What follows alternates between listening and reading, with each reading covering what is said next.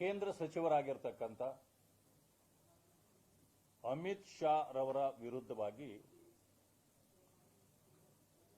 ಕಾಂಗ್ರೆಸ್ ಬೆಂಬಲಿತ ಕೆಲವು ಸಂಘಟನೆಗಳು,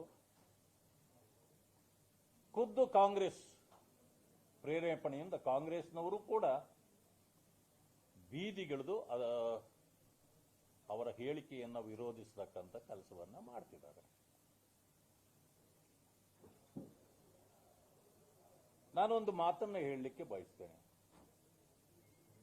ಒಂದು ಹಾಡು ಕೇಳಿದ್ದೆ ನಾನು. ಕೇಳಿದ್ದು ಸುಳ್ಳಾಗಬಹುದು,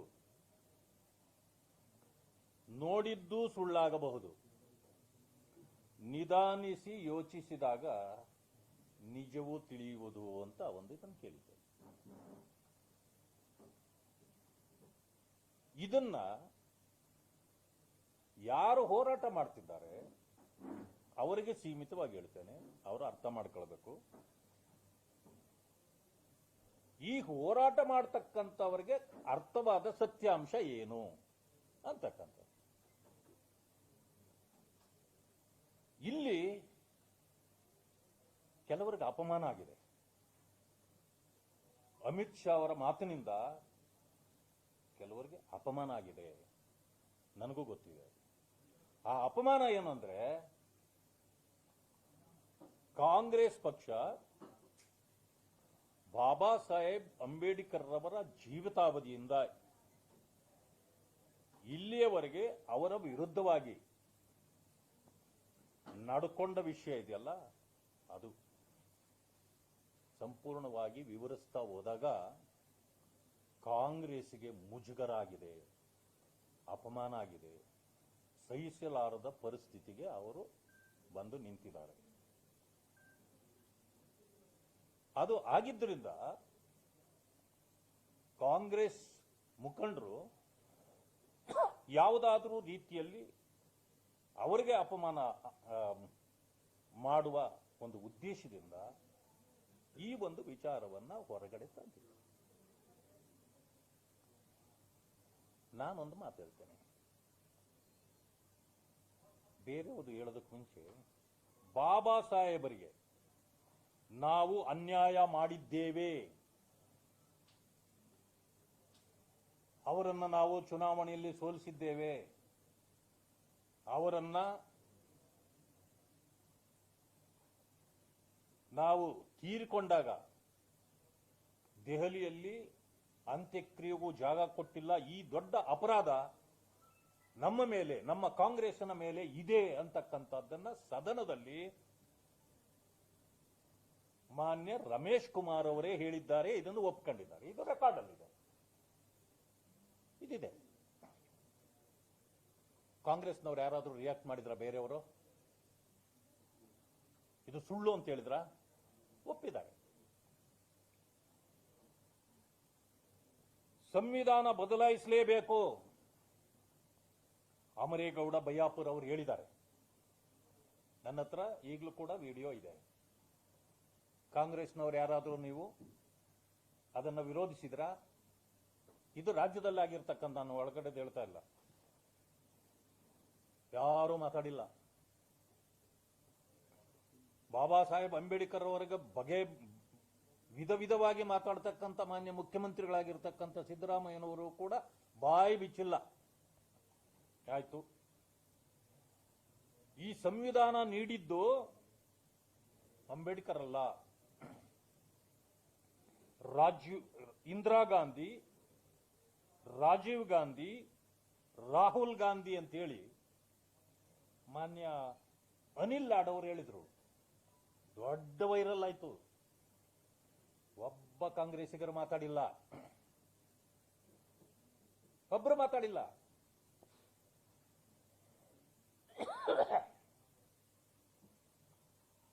ಇವೆಲ್ಲ ಬಿಡೋಣ. ಇಂಡಿ ಅಲಿಯನ್ಸ್ನ ಪಾರ್ಟ್ನರ್ ಈಗ ಓಡಾಡ್ತಾ ಇದೆ ಸೋಷಿಯಲ್ ಮೀಡಿಯಾಗಳಲ್ಲಿ. ಸಂವಿಧಾನ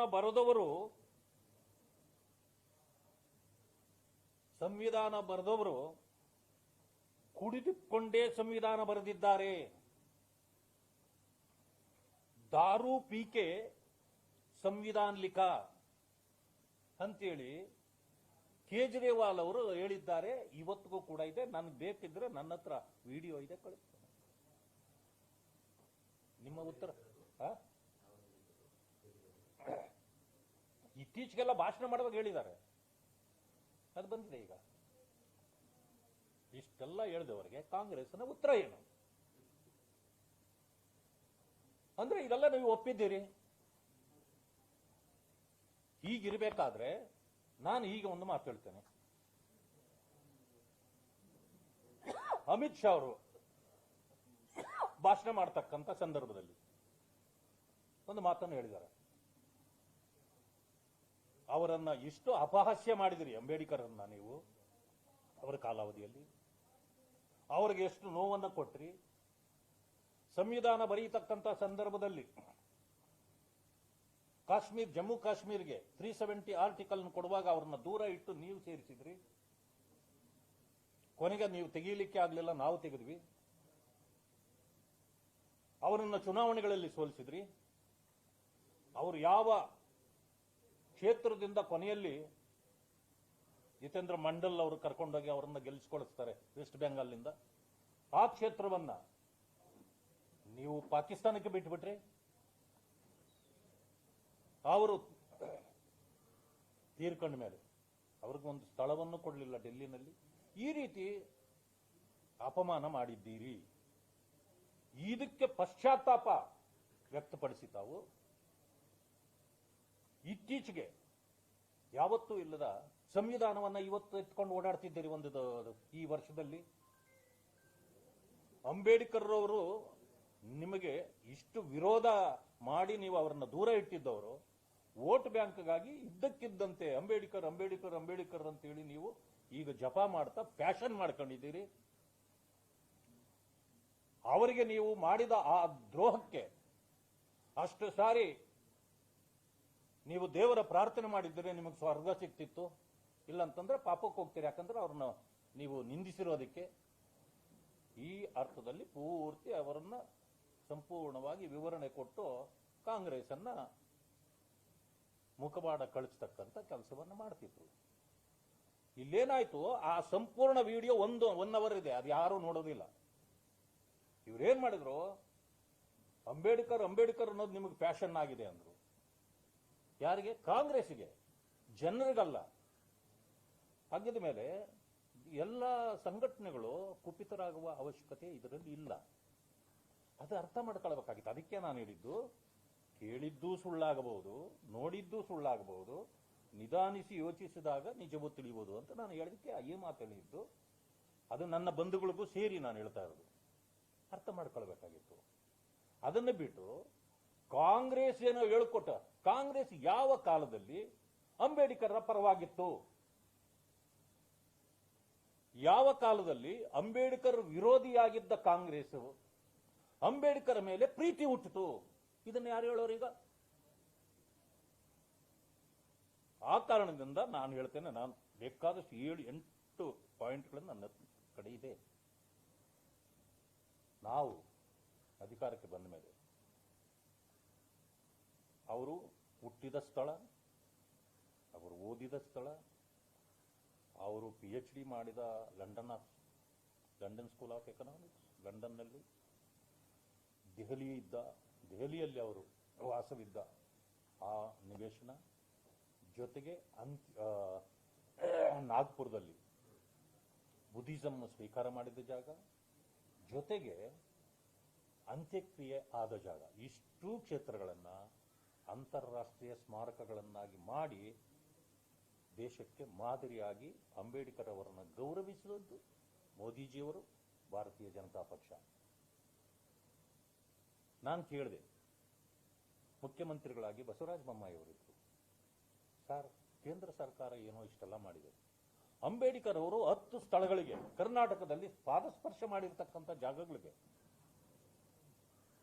ಕೋಲಾರದ KGF, ಬೆಂಗಳೂರು, ಮತ್ತೆ ಹಾಸನ, ಧಾರವಾಡ, ಚಿಕ್ಕೋಡಿ ಮತ್ತು ಬೆಳಗಾವಿ, ಬಿಜಾಪುರ ಮತ್ತು ವಾಡಿ ಗುಲ್ಬರ್ಗ 10 ಕಡೆಗಳಲ್ಲಿ ಬಂದಿದೆ.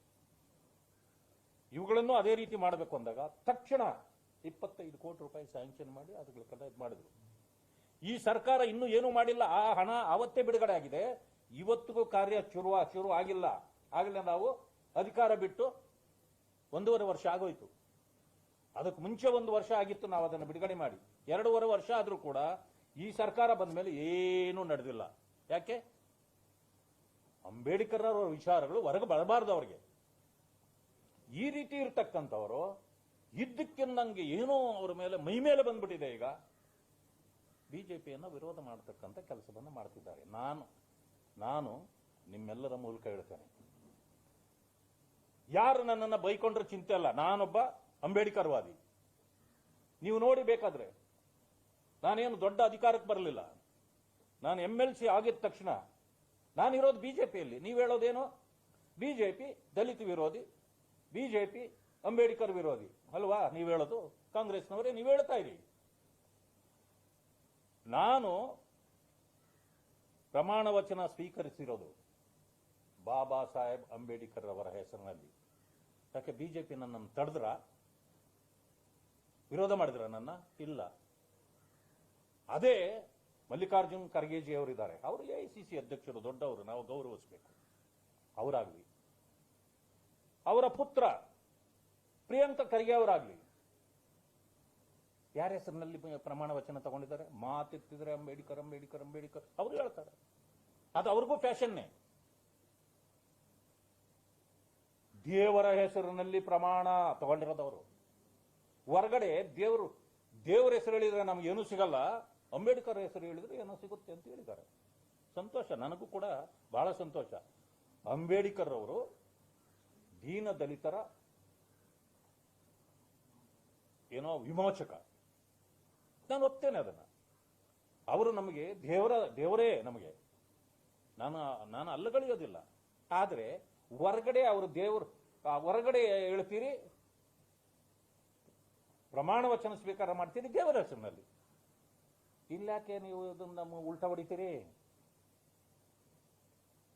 ಇದಕ್ಕೆ ಇಂಥ ವಿಚಾರಗಳು ನೀವು ಮಾಡಿದಾಗ ನೀವು ಫ್ಯಾಷನ್ ಮಾಡ್ಕೊಂಡಿದ್ದೀರಿ ಅಂತ ಹೇಳಿ, ಕಾಂಗ್ರೆಸ್ನವರು ಫ್ಯಾಷನ್ ಮಾಡ್ಕೊಂಡಿದ್ದೀರಿ ಅಂತ ಹೇಳಿ ಅಮಿತ್ ಶಾ ಅವರು ಹೇಳಿದ್ರಲ್ಲಿ ತಪ್ಪೇನಿದೆ? ಈಗ ನಾನು ಅದೇ ಮಾತನ್ನು ಹೇಳ್ತೇನೆ. ಕಾಂಗ್ರೆಸ್ನವರಿಗೆ ಬಾಬಾ ಸಾಹೇಬ್ ಅಂಬೇಡ್ಕರ್ ಅವರ ಹೆಸರು ಹೇಳ್ತಕ್ಕಂಥದ್ದು ಕೇವಲ ವೋಟ್ ಬ್ಯಾಂಕ್ಗಾಗಿ ಮತ್ತು ಫ್ಯಾಷನ್ ಕೂಡ ಅವರಿಗೆ.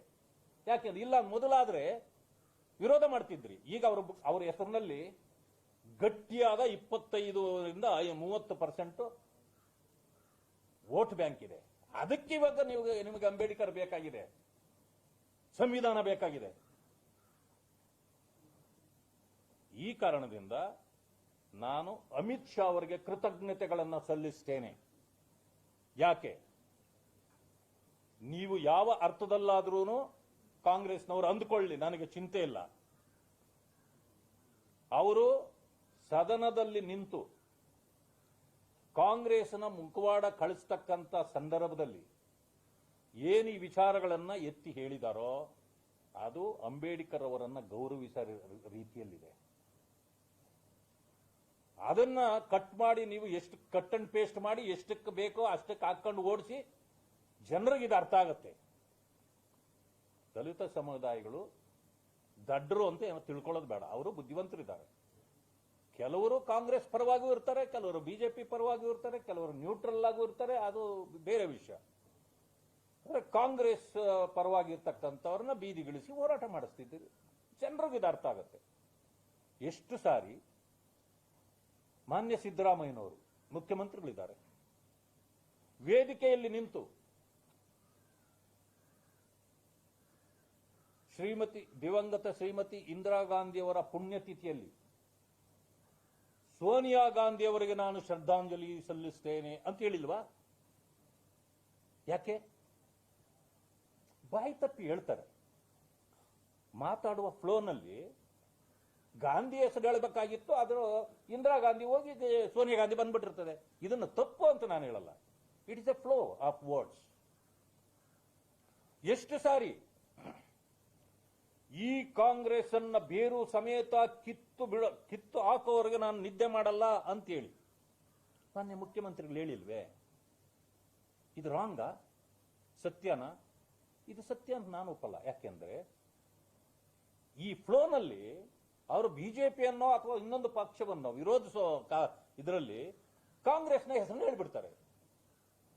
ಹಾಗೆ ವಿವರಣೆ ಕೊಡ್ತಕ್ಕಂಥ ಸಂದರ್ಭದಲ್ಲಿ ಕೆಲವು ವರ್ಡ್ಸ್ ಮಿಸ್ ಆಗ್ತಕ್ಕಂಥದ್ದು ಕೂಡ ಸಹಜ. ಇದನ್ನು ಏನು ದೊಡ್ಡ ಇಶ್ಯೂ ಮಾಡ್ಕೊಂಡು ನೋಡಿ, ಪ್ರತಿಯೊಂದು ಮಾತಿನಲ್ಲಿ ಅಮಿತ್ ಶಾ ಅವರು Ambedkar G Ambedkar G Ambedkar G ಎಷ್ಟು ಹೇಳಿದಾರೋ ಎಲ್ಲೂ ಕೂಡ ಅಂಬೇಡ್ಕರ್ ಅಂದಿಲ್ಲ. ಅಂಬೇಡ್ಕರ್ ಜಿ ಗೌರವದ ಮಾತುಗಳನ್ನ ಒಂದು ಸಮಯ ವಿರೋಧ ಮಾಡೋದಾಗಿದ್ದಿದ್ರೆ ಯಾಕೆ ಗೌರವದ ಮಾತಾಡ್ತಿದ್ರು? ಇದು ಕಾಂಗ್ರೆಸ್ನ ಹೊಲಸುತನವನ್ನ ಹೊರಹಾಕಿದೆ. ಇವತ್ತು ಅವ್ರ ಹೋರಾಟ ಅಂಬೇಡ್ಕರ್ ರವರಿಗೆ ನೀವು ಮಾಡಿರ್ತಕ್ಕಂಥ ಮೋಸ, ಅನ್ಯಾಯ, ವಂಚನೆಗಳ ಕಾರಣದಿಂದ ನಿಮಗೆ ಪಾಪ ಪ್ರಜ್ಞೆ ಇದ್ರೆ ಇವತ್ತು ನೀವು ಇಡೀ ದೇಶದ ಕ್ಷಮೆ ಕೇಳಿ. ಏನು ಅಮಿತ್ ಶಾ ಅವರು ನಿಮ್ಮ ಮುಖವಾಡ ಕಳಿಸಿದಾರೋ ಆ ಕಾರಣದಿಂದ ಅವರೇ ಹೇಳಿದ್ದಾರೆ, ನಿಮಗೆ ದೇವರ ಹೆಸರು ಹೇಳಿ ಅವ್ರಿಗೆ ಮಾಡಿದ್ದ ಅನ್ಯಾಯಕ್ಕೆ ದೇವರ ಹೆಸರು ಹೇಳಿ ನೀವು ಪುಣ್ಯ ಕಟ್ಕೊಳ್ಳಿ ಅಂತ ಹೇಳಿದಾರಲ್ಲ, ಆ ಕೆಲಸವನ್ನು ಮಾಡಿ. ನಾನು ಒಂದು ಹೇಳೋದು, ಅವರು ಈ ಮಾತನ್ನ ಸದನದಲ್ಲಿ ಹೇಳಿದ್ರಿಂದ ಇಡೀ ದೇಶ ಇವತ್ತು ಕೇವಲ ದಲಿತರು ಅಥವಾ ಅಂಬೇಡ್ಕರ್ ಅನುಯಾಯಿಗಳು ಮಾತ್ರ ಅಂಬೇಡ್ಕರ್ ಅಂತಿದ್ರು, ಅಂಬೇಡ್ಕರ್ ಜಿಂದಾಬಾದ್ ಅಂತಿದ್ರು. ಆದ್ರೆ ಅಂಬೇಡ್ಕರ್ ಅನ್ನ ವಿರೋಧಿಸುವ ಕಾಂಗ್ರೆಸ್ಸು, ಜನತಾದಳ ಇರಬಹುದು ನಮ್ಮ ರಾಜ್ಯದಲ್ಲಿ, ನಮ್ಮ ಬಿಜೆಪಿ, ದೇಶದಲ್ಲಿರ್ತಕ್ಕಂಥ ಎಲ್ಲ ಸಣ್ಣ ಪುಟ್ಟ ಎಲ್ಲ ಪಕ್ಷಗಳು ಅಂಬೇಡ್ಕರ್ ಅವರ ಫೋಟೋನ ತಲೆ ಮೇಲೆ ಇಟ್ಕೊಂಡು ಇವತ್ತು ಅಂಬೇಡ್ಕರ್ ಜಿಂದಾಬಾದ್ ಅಂತಿದ್ದಾರೆ. ಇದಕ್ಕೆ ಕಾರಣ ಯಾರು? ಇಡೀ ದೇಶ ಅಂಬೇಡ್ಕರ್ ಹೆಸರಿಗೆ ಜಿಂದಾಬಾದ್ ಹೇಳಿಸ್ಲಿಕ್ಕೆ ಇವತ್ತು ಕಾರಣರಾದವರು ಮಾನ್ಯ ಅಮಿತ್ ಶಾ ಅವರು. ಆದ್ರಿಂದ ನಮ್ಮೆಲ್ಲ ದಲಿತ ಸಂಘಟನೆಗಳು, ಅಂಬೇಡ್ಕರ್ ಅನುಯಾಯಿಗಳು ಎಲ್ಲರೂ ಕೂಡ ಅವರಿಗೆ ಕೃತಜ್ಞತೆ ಸಲ್ಲಿಸಬೇಕು, ಅವರಿಗೆ ಗೌರವ ಕೊಡಬೇಕು ಇವತ್ತು. ಯಾಕೆಂದ್ರೆ ಅಂಬೇಡ್ಕರ್ ಅವರನ್ನ ತಲೆ ಮೇಲೆ ಜನ ಒತ್ತು ತಿರುಗುವಂತ ಮಾಡಿದ್ದು ಅದು ಭಾರತೀಯ ಜನತಾ ಪಕ್ಷ, ಅಮಿತ್ ಶಾ ಅವರು ಅಂತಕ್ಕಂಥ ಮಾತನ್ನು ಹೇಳಿಕೆ ಬಯಸ್ತೇನೆ. ಒಂದು ನಿಮಿಷ ಇದು ಮುಗಿಸ್ಬಿಡ್ತೀನಿ. ಇದಿಷ್ಟು ಅನೇಕ ವಿಚಾರಗಳಿವೆ, ಇಷ್ಟು ಸಾಕು, ತುಂಬಾ ಇದನ್ನು ಮಾಡೋದು ಬೇಡ. ಆಮೇಲೆ ಬೆಳಗಾವಿಯಲ್ಲಿ ಕಾಂಗ್ರೆಸ್ ಮಹಾಧಿವೇಶನ ಮಾಡ್ತಿದ್ದಾರೆ. ಇದು ಗಾಂಧಿಯವರ ಕಾಂಗ್ರೆಸ್, ಒರಿಜಿನಲ್ ಗಾಂಧಿ ಯಾರು? ಮಹಾತ್ಮ ಗಾಂಧಿಯವರ ಕಾಂಗ್ರೆಸ್. ಆ ಕಾಂಗ್ರೆಸ್ ಕಟ್ಟಿದ್ದು ಎಒ ಹ್ಯೂಮ್, ಬ್ರಿಟಿಷ್ನವರು. ಅದು ಕೇವಲ ಇಟ್ ಇಸ್ ಎ ಮೂವ್ಮೆಂಟ್, ಅದೊಂದು ಆಂದೋಲನ. ಯಾಕೆಂದ್ರೆ ಬ್ರಿಟಿಷರ ವಿರುದ್ಧವಾಗಿ ಭಾರತ ದೇಶಕ್ಕೆ ಸ್ವತಂತ್ರ ತಂದು ಕೊಡಬೇಕು ಅನ್ನೋ ಕಾರಣಕ್ಕೆ ಅದೊಂದು ಆಂದೋಲನವಾಗಿ ನಡೀತದೆ. ಅದು ಓಕೆ, ಅದರ ಯಾರೇ ಕಟ್ಟಿರಲಿ, ಅದನ್ನ ಪ್ರಮುಖರು ಯಾರಾಗ್ತಾರೆ ನಮಗೆ ಅಂದ್ರೆ ಮಹಾತ್ಮ ಗಾಂಧಿಯವರು ಅದರ ಪ್ರಮುಖ ಮುಂಚೂಣಿ ನಾಯಕರಾಗ್ತಾರೆ. ಅದಾದ ನಂತರ ತೀವ್ರತೆ ಸಿಗುತ್ತೆ, ಅವರು ಸತ್ಯಾಗ್ರಹಗಳನ್ನು ಮಾಡ್ತಾರೆ. ಬ್ರಿಟಿಷ್ನವರ ಪಿರಂಗಿಗಳಿಗೂ ಎದುರದೆ ಶಾಂತಿಯುತವಾದ ಹೋರಾಟವನ್ನು ಮಾಡಿ ಈ ದೇಶಕ್ಕೆ ಸ್ವಾತಂತ್ರ್ಯ ತಂದುಕೊಡುವಲ್ಲಿ ಅವರು ಯಶಸ್ವಿನೂ ಆಗ್ತಾರೆ. ಈ ಸಂಘಟನೆಯಲ್ಲಿ ರಾಜಕೀಯ ಇಲ್ಲ, ಅದರಲ್ಲಿ ಅದು ರಾಜಕೀಯ ಪಕ್ಷವೂ ಅಲ್ಲ. ಅನೇಕರು RSSನವರು ಇರಬಹುದು, ಬಜರಂಗ್ ದಳ, ಅದು ಬಜರಂಗ್ ದಳ ಆಗಿರಲಿಲ್ಲ, ಮತ್ತೆ ಜನಸಂಘ ಇರಬಹುದು ಅಥವಾ ಬೇರೆ ಬೇರೆ ಸಂಘಟನೆಗಳಿರ್ಬೋದು, ಜನತಾ ದಳದಲ್ಲಿ ಯಾರ್ಯಾರಾಗ ಇದ್ರು ಅವರೆಲ್ಲ ಇರಬಹುದು. ಟೋಟಲಿ ಕಾಂಗ್ರೆಸ್ನ ಆ ಒರಿಜಿನಲ್ ಕಾಂಗ್ರೆಸ್ನಲ್ಲಿ ಎಲ್ಲರೂ ಹೋರಾಟ ಮಾಡಿದ್ದಾರೆ, ಎಲ್ಲರೂ ಮಾಡಿದ್ದಾರೆ. ಸ್ವತಂತ್ರ ಬಂದ ತಕ್ಷಣ ಆ ಸಂಘಟನೆಯನ್ನ ವಿಸರ್ಜಿಸಬೇಕು ಅಂತೇಳಿ ಮಹಾತ್ಮ ಗಾಂಧಿಯವರೇ ಹೇಳಿಕೆ ಕೊಡ್ತಾರೆ. ಇವರು ಮಾಡೋದಿಲ್ಲ, ಹೋಗ್ಲಿ. ಆದ್ರೆ ನಾನು ಬಹಳ ವಿಚಾರಕ್ಕೆ ಹೋಗೋದಿಲ್ಲ. 1989ರಲ್ಲಿ ಮಾನ್ಯ ರಾಜೀವ್ ಗಾಂಧಿ ಅವರು ಅಧ್ಯಕ್ಷರಾಗ್ತಾರೆ. ಈ ಕಾಂಗ್ರೆಸ್, ಇವತ್ತಿರೋ ಕಾಂಗ್ರೆಸ್ 1989ರಲ್ಲಿ ರಿಜಿಸ್ಟರ್ ಆಗಿದೆ. It is a political party. 89ರಲ್ಲಿ ರಿಜಿಸ್ಟರ್ ಆಗಿದೆ. ಅದರ ಮೊದಲ ಅಧ್ಯಕ್ಷರು ರಾಜೀವ್ ಗಾಂಧಿ. ಅದರಲ್ಲಿ ಗುಲಾಂ ನಬಿ ಆಜಾದ್ ಅದರ ಜನರಲ್ ಸೆಕ್ರೆಟರಿ ಇರ್ತಾರೆ.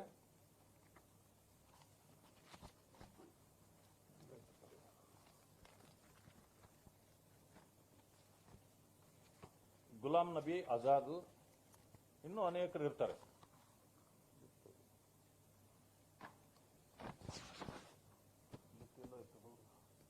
ಇರಲಿ, ಅದು 1989ರಲ್ಲಿ ಆಗಿರೋದು.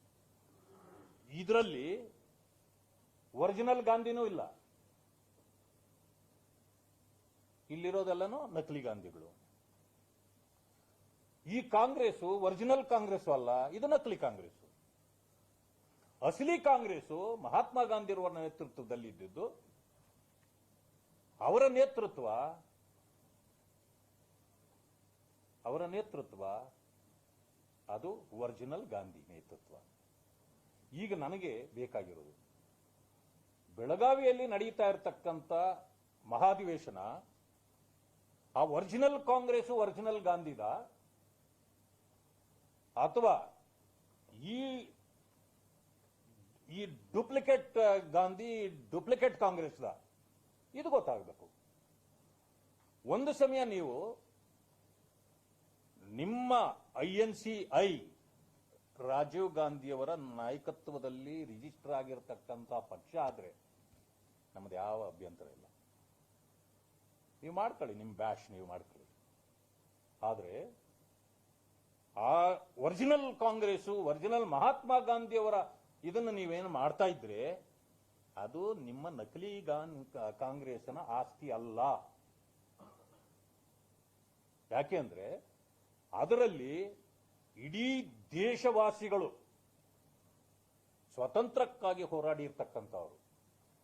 ಅದನ್ನು ಮಾಡ್ಬೇಕಂತಂದ್ರೆ ನೀವು ಅದರಲ್ಲಿ ಕೆಲಸ ಮಾಡಿರ್ತಕ್ಕಂಥ ಪೀಳಿಗೆ ಅವರನ್ನೆಲ್ಲ ಕರೆದು ನೀವು ಮಾಡಬೇಕಾಗಿತ್ತು. ನೀವು ಸಪರೇಟ್ ಆಗಿ ನೀವು ಕಾಂಗ್ರೆಸ್ ಮಹಾಧಿವೇಶನ ನೀವು ಮಾಡ್ತೀರಿ ಅಂತಂದ್ರೆ ಅದು ನಿಮ್ಮ INCI ಆಗಬೇಕು. ನನ್ನ ಪ್ರಶ್ನೆ ಇಷ್ಟೇ. ಆ ಕಾರಣದಿಂದ ಇದು ನಕಲಿಯ ಅಸಲಿಯ ಇದನ್ನ ಕಾಂಗ್ರೆಸ್ ಸ್ಪಷ್ಟಪಡಿಸಬೇಕು ಅಂತ ಹೇಳಿ ನಾನು ಕಾಂಗ್ರೆಸ್ ಅನ್ನು ಕೇಳಲಿಕ್ಕೆ ಬಯಸ್ತೇನೆ.